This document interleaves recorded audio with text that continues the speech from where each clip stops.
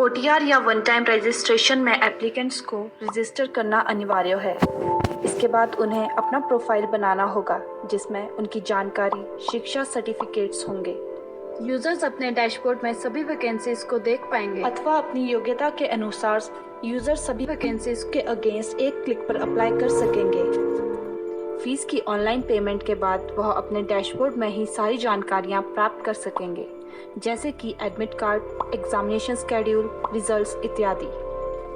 आइए अब हम इस वन टाइम रजिस्ट्रेशन के मॉड्यूल को एक बार प्रैक्टिकली डन करके देखते हैं। सबसे पहले कैंडिडेट को न्यू रजिस्ट्रेशन लिंक पर क्लिक करना है। हमारे पास कुछ इस तरह का फॉर्म खुल जाएगा।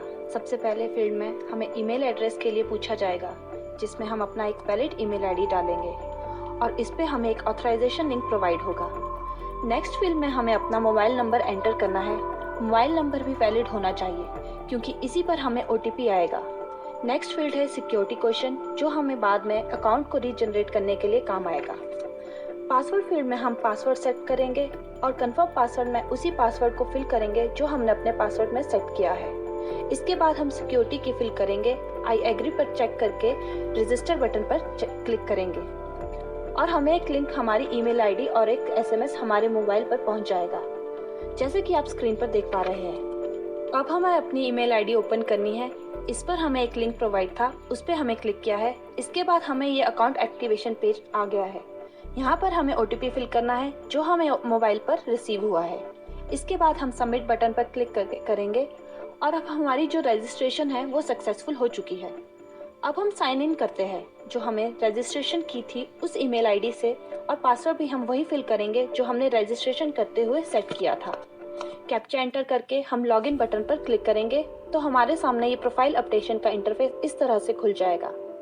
इसमें हमारे पास 6 कैटेगरीज है, जैसे कि personal information, contact information, education qualification, upload images, work experience और डॉक्यूमेंट्स।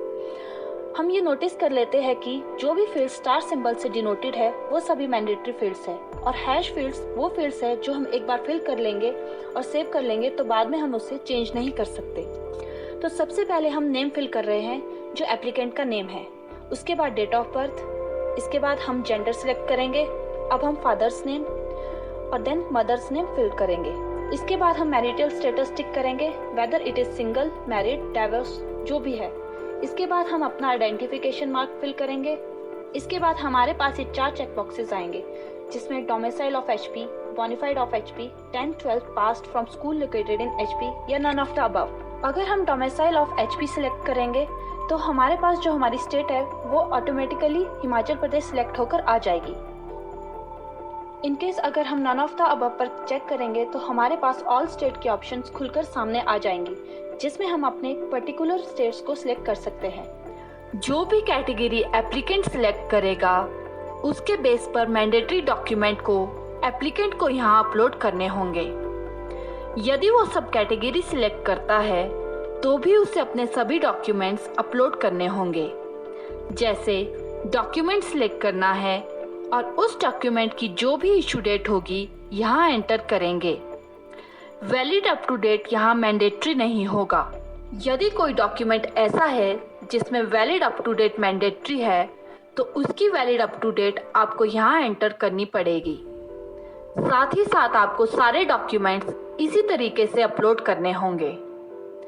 डॉक्यूमेंट अपलोड करने के बाद एप्लीकेंट को अपनी नेशनैलिटी, रिलीजन, माइनॉरिटी और एम्प्लॉयमेंट ऑफिस के साथ रजिस्ट्रेशन का स्टेटस यहाँ एंटर करना है। ये सब एंटर करने के बाद एप्लीकेंट सबमिट बटन पर क्लिक करके अपनी प्रोफाइल को सबमिट कर सकता है। हम सेव एंड नेक्स्ट पर क्लिक करेंगे और श्योर कर लेंगे। अब इस तरह से हम अब ये नेक्स्ट पेज पर आ गए हैं, जिसमें हमें अपनी कॉन्टैक्ट इन्फॉर्मेशन डिटेल्स फिल करनी है। एड्रेस में सबसे पहले हम वो एड्रेस डालेंगे जो हमारा मेलिंग एड्रेस रहेगा। पिन कोड डालेंगे, उसके बाद स्टेट सेलेक्ट करेंगे, इसके बाद डिस्ट्रिक्ट सेलेक्ट कर रहे हैं। इसके बाद हमारा परमानेंट एड्रेस आएगा। जैसा कि हमारा परमानेंट एड्रेस और कॉरेस्पॉन्डेंस एड्रेस सेम है तो हम सेम एज अबव पर चेक करेंगे और ये सेव एंड नेक्स्ट पर क्लिक करेंगे और इसके बाद हम श्योर कर देंगे। नेक्स्ट उसके बाद हमें ये क्वालिफिकेशन ऐड करने के लिए पूछा जाएगा। यहाँ पर हम अपनी क्वालिफिकेशन एंड सर्टिफिकेट्स ऐड करेंगे। जैसे सबसे पहले हम स्टार्ट करेंगे क्वालिफिकेशन लेवल के साथ, जो मैट्रिकुलेशन रहेगा।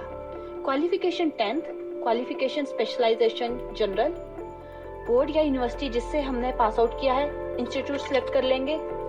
सब्जेक्ट ऑप्टेड, रिजल्ट का स्टेटस, पासिंग ईयर कौन सा है, हमारा मार्क्स इन परसेंटेज कितने हमने गेन किए हैं, certificate number, certificate issue date, और हम इस तरह से अब हम ये सर्टिफिकेट भी अपलोड करेंगे और अब हम इसको सेव कर लेते हैं।